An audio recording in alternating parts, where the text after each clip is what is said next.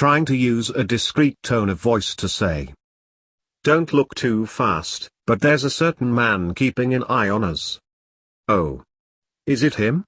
said Lily in an alerted state, turning to Abeleen, saying, "I don't remember if I mentioned this before, but I was a victim," she said, breathing in and exhaling heavily, then continuing, "of that man." There she goes making drama again. "You act like you were the only one," said Madonna, who continued, "I'm the only one who hasn't had the pleasure yet." They took another look at the man.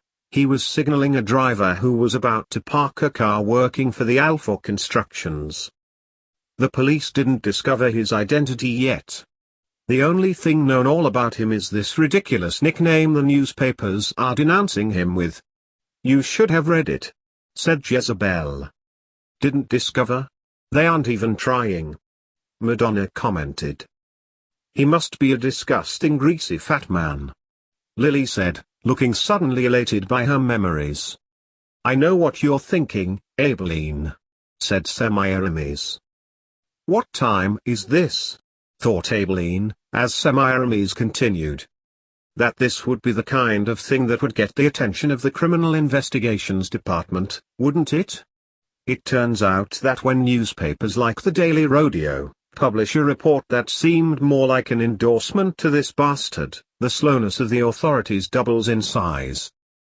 "Does it surprises you?" "It doesn't surprise me one bit," Madonna commented, when suddenly, her eyes and the eyes of the other women seemed to be startled. Abeleen, facing them, gave a look of suspicion, and, as she turns to see what was going on, everything goes black. A bag had suddenly been placed over her head. She tries to fight, uselessly, being led by three big men wearing suits and fedoras.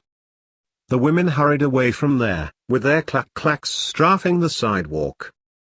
Kidnapping in full daylight, by the sylvan skies. Where is this city going?" yelled Jezebel. "Oh, the notes," whimpered Semiramis, realizing that, in the agony of running, some notes had flown from the agenda, getting muddy on the ground.